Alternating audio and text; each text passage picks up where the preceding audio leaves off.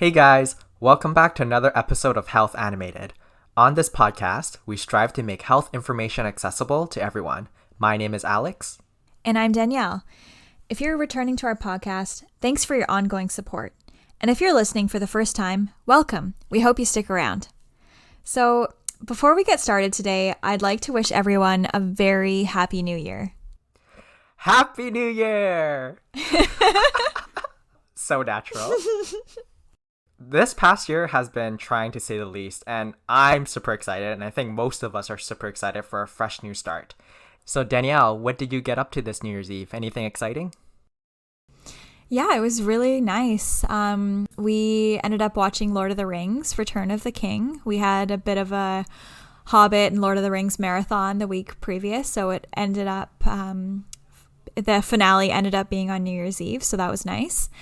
And it was a good 4 hours of our night. And then we ordered some pizza and we played this dice game called Fair Game. So it was a lot of fun, I will say. Yeah. How about you? Mine was also super chill. I coincidentally also played a dice game, but mine was a lot more based on luck. And so you really want to get that high number, but all you can do is just pray and just hope for the best. Well, speaking of hoping for the best, that kind of segues nicely to today's topic. So in this episode today, we wanted to share some tips to give you a leg up on achieving your New Year's resolutions. Wow, you really got right into it. Yeah, we want to take luck out of the equation. So unlike the dice game that you played, Alex, we want to look at the evidence to see how we can really help bring those New Year's resolutions through to fruition. So before we jump straight into these tips, we're going to get a bit nerdy on you and walk you through some info about what it takes to form a new habit, and also take a look at the data and what it says about how successful these resolutions are. There's a lot to unpack, so let's get started.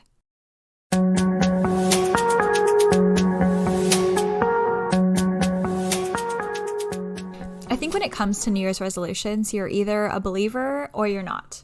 So personally, I've always been a believer of New Year's resolutions, even though I haven't always been successful.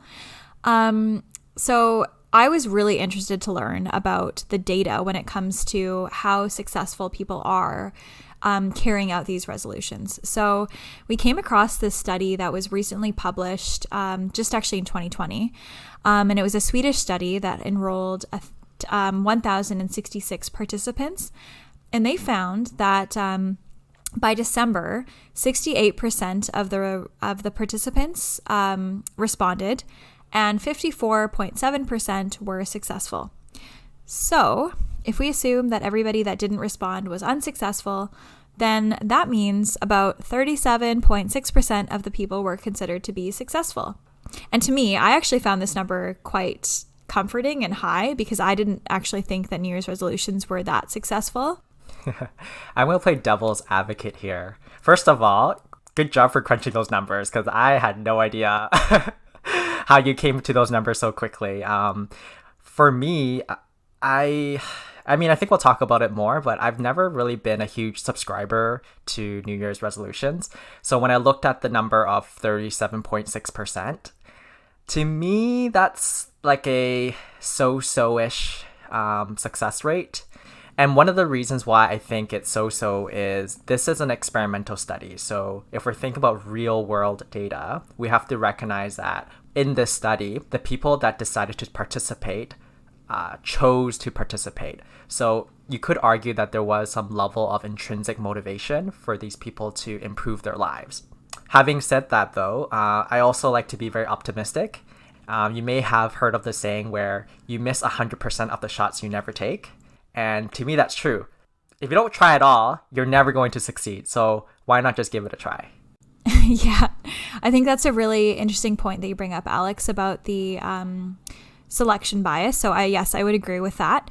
And I think that with these kind of tips that we provide, I think it will kind of give some background on how to approach resolution setting. When we think about New Year's resolutions, most of us are probably thinking about starting a new habit or kicking a bad habit. Habits are automatic responses to external cues that develop through repetition. So we found that resolutions that are associated with an external or contextual cue are easier to implement as they trigger this habit formation process. Let me give you an example. So whenever we all use the toilet, hopefully we're all washing our hands afterwards. It feels second nature. We do it without even thinking.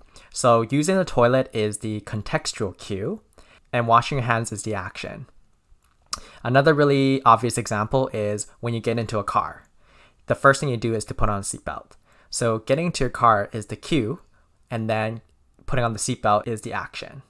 The reason why these two examples feel so intuitive to us and that we don't have to think about them is because we're repeating a simple behavior time after time. And we're doing it in a very consistent context.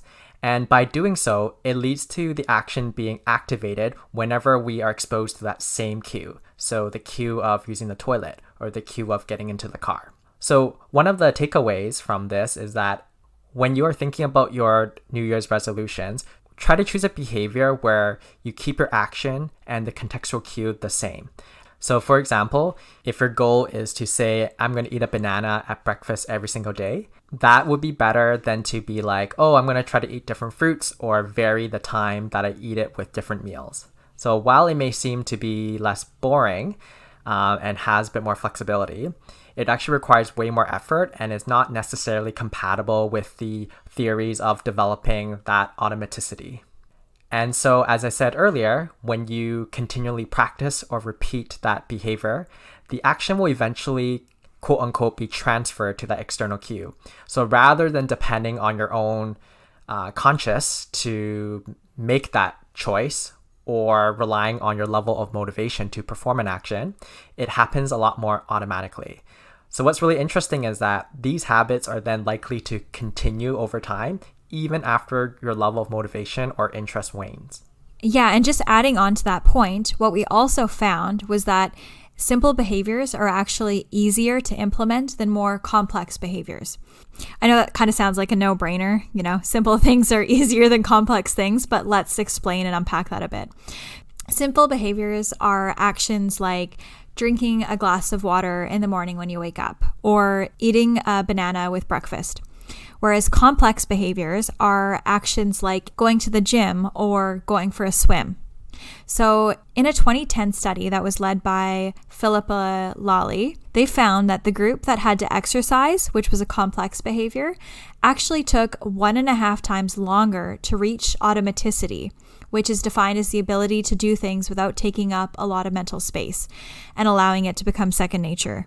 This study also found that the exercise group missed more days than the group that was just doing simple actions like drinking water. Oh man, this is not very promising for me. As a dedicated gym goer, it makes me feel like I have to be a lot more conscious about choosing to go to the gym. But with that being said, challenge accepted. I will take on this study. Come on, Alex. New year, new you.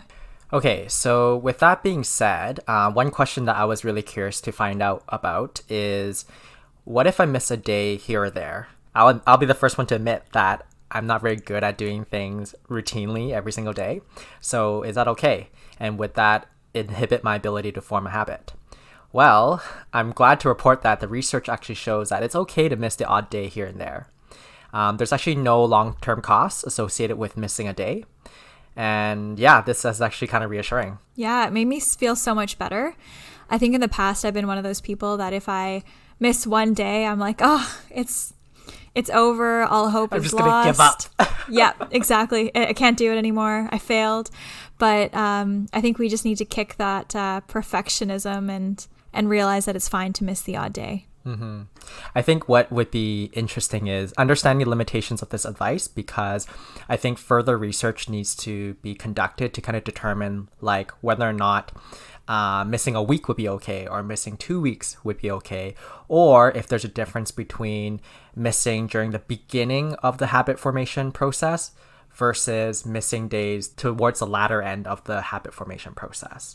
So yeah, it'll be really interesting just to kind of see what further research comes out of this tip. So one thing I also want to remind people is, and I certainly need to remind myself about this as well, is endurance is the key to success. I know it sounds really, really cliche, but hear me out. So this study also found that it took anywhere from 18 days to upwards of 254 days to develop automaticity. That's so much. I know, right? That's a lot. So, That's crazy. okay, well, if you average it out, it's actually 66 days. So again, that's when things start to feel like they're second nature. There is quite a bit of variation in how long it takes a person to reach their limit of automaticity. And just to kind of highlight that, it could take a very long time. So it's really important to just remember that it's a marathon and not a sprint. And you just got to keep going and keep motivating yourself. Yeah. You know what? I think that is actually reassuring to me that it did take a long time and that, it's a grind. It's going to be doing things every day, kind of day in and day out. Yeah, I think that's a really good thing to keep in mind, that it's a marathon. Can I add one more thing? I think one thing I also want to mention is the actions or behaviors that took less time were the ones that were considered as simple habits. So something that Danielle had talked about earlier on in our episode. It's not to say that if you have a more complex behavior that you're not going to be successful. It's just about reminding yourself that it will kind of take time to nurture that habit. Yeah, cut yourself some slack if it's not automatic by day 18. Those were probably the water drinkers. Okay, so we've talked a lot about new habit formation, but what about those wanting to break a bad habit or give something up? So the literature suggests that giving up an old habit is challenging. And we know that habits are things that become second nature. So how do you stop doing something that's second nature? The first thing that's really important is to identify the external cues that could lead to your bad habit. So it's important to recognize these external cues, as those could be critical for breaking the habit. The second thing is to see if it's possible to remove that external cue. So an example that we actually found in a study, I don't know if this is the most interesting example, but if you are walking every day to work and there's this corner store that you pass on your way to work, and you seeing that corner store is your external cue to go in and buy a bag of chips, but you really want to give up buying a bag of chips. So what you could do is remove that external cue from your path and take a different route. That way you bypass that store altogether and remove the external cue. However, we recognize that it's difficult and not always possible to actually remove an external cue completely. So another strategy that you could try is to form a new habit that competes and hopefully eventually overrides the old habit. So for example, if your external cue to eat a bag of chips is when you watch TV, then the next time you're watching TV, instead of grabbing a bag of chips, try to consciously grab a piece of fruit instead. So this is a lot harder to implement because it requires a lot of self-control to do this. And when we are kind of facing a bit of pressure, it has been found that those are the times where we kind of slip up and give into those old bad habits. So I think the last thing I want to kind of bring in for this tip is that if your bad habit that you want to give up has to do with something that your healthcare provider could help you with, do make that appointment and talk to them about it. Because, for example, if your bad habit is something like quitting smoking, then please do talk to your doctor or your pharmacist, because there are so many different strategies that you could try and different therapies that you could also try. Or, for example, if your habit is something to do with diet, then, talking to your doctor or your dietitian could also help you to achieve those goals. So do remember to reach out and look at your resources that are around you as well. Mm-hmm. In some ways, I feel like you kind of touched upon one of the points we want to make later on, which is enlisting the support of others. So having that social support, having that professional support can obviously be helpful in attaining your goals. Just to kind of move along with the conversation, the other question that we have is there a good way of formulating a resolution? Like, is there a best practice? So, I'm sure many of you guys have heard of the acronym SMART goals when it comes to setting a goal. So basically, SMART goals stands for specific, measurable, attainable, realistic, and time-bound. So these are the 5 criteria for setting better goals for yourself. For example, if we were to apply this to a situation, say your goal was I'm going to exercise more. So that's a really good goal because you want to try to better your health, but you're not really telling yourself what exactly you're going to do to be more healthy. A better way to rephrase the goal is to say that I would like to do 50 sit-ups every day. What's kind of funny is just bringing back one of the studies we talked about, the 2020 New Year's Eve study. The group that was actually asked to create SMART goals actually were more hard on themselves and self-rated themselves as being less successful than the groups that did not have SMART goals. And this is kind of counterintuitive because we're offering this as a tip, but yet this group self-rated themselves lower. But there is a reason for that. And we think the reason is because when you set SMART goals with the 5 different criteria, you're essentially making your goal a lot more objective.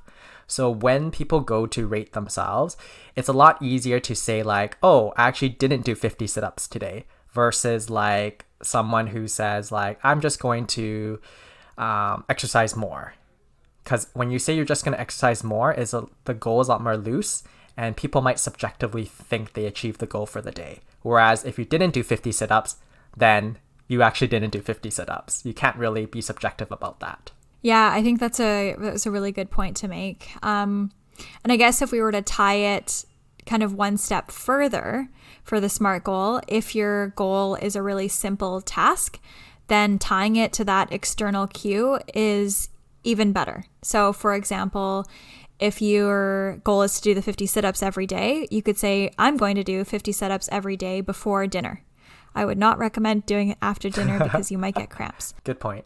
But yeah, so I think it's just trying to look at those principles that we touched on earlier and tie it all together. And I thought, yeah, that Oscarsson study, the New Year's study, was really interesting in that respect.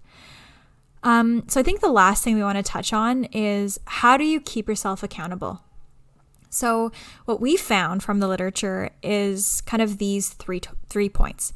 So we found that it's important to check in with yourself regularly. So in the Swedish study, the New Year's study that we talked about earlier, they actually scheduled monthly evaluation points with 2/3 of their participants. So I think that's a good way of adding another layer of accountability, is just to kind of set points of self-reflection.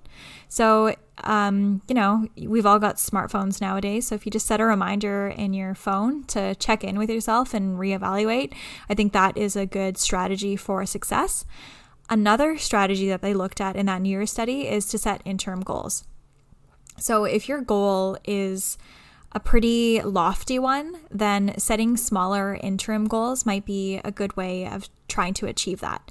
So maybe your interim goal is, I'd like to try to hit the mark 75% of the time. And then the next month you're saying, okay, I want to do it 80% of the time. The next month I want to do it 90% of the time. So it just kind of gives you another chance to break it into smaller, more achievable chunks. And finally, Alex touched on this earlier, the last thing is to enlist social support. So in that New Year's study, what they did was they had 2/3 of the participants name a family member or a friend to be their social support. So this is the person that they would be accountable to. And they found that this did have some benefit for these individuals. So I think it's good. I mean, to have another layer of accountability and to have a cheerleader, somebody that can help to cheer you on when things get tough. Mm-hmm. Yeah, I think I can relate to the social support.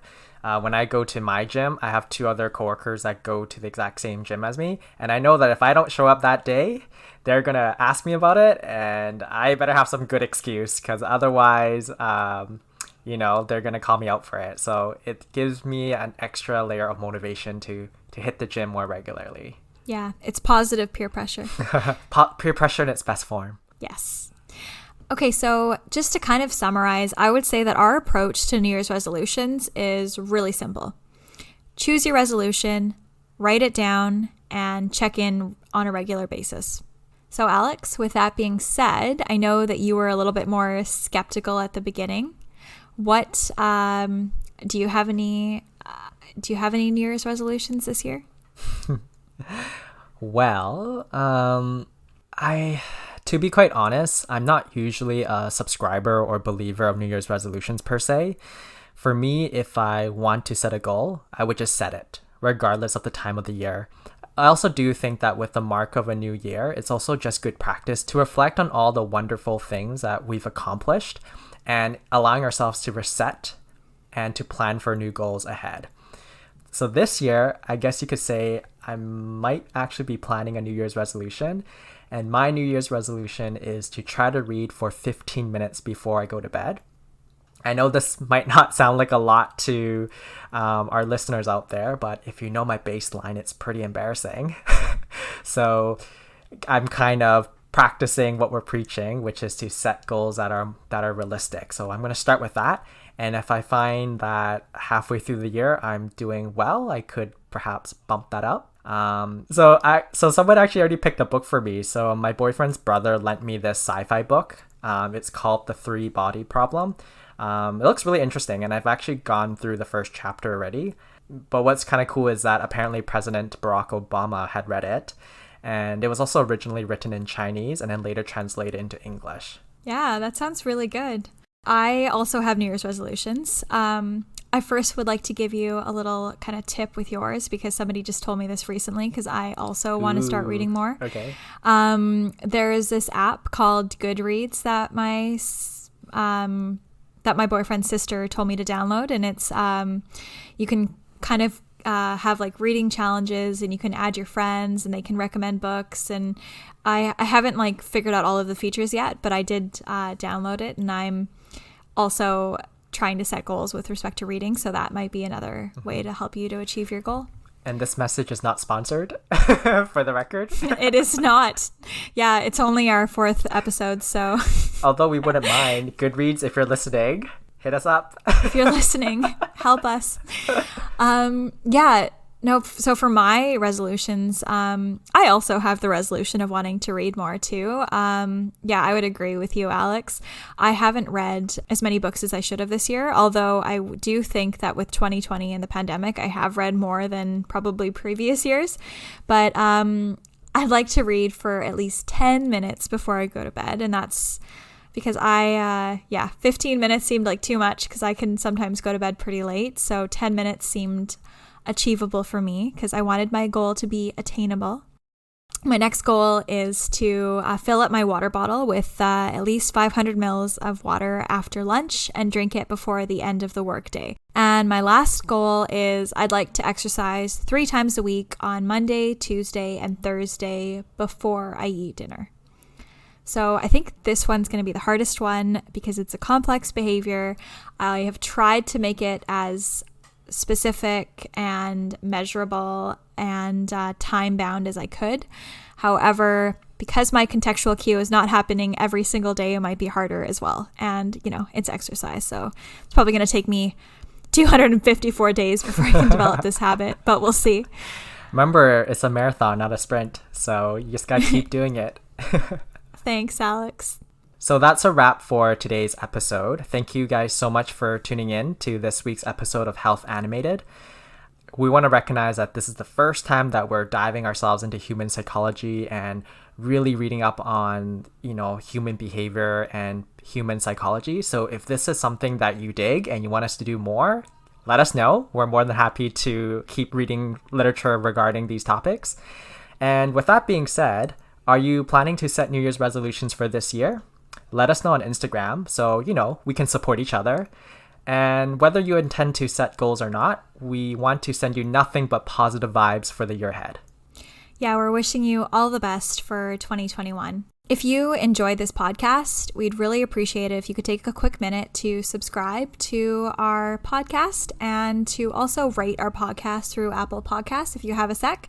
That would be really great. We would love to have your rating and some feedback because that'll help us to develop our own SMART goals for how we can improve this podcast. And as always, check us out on our website, which is www.healthanimated.com. And You can find us on various social media platforms. Just type @healthanimated. Bye for now.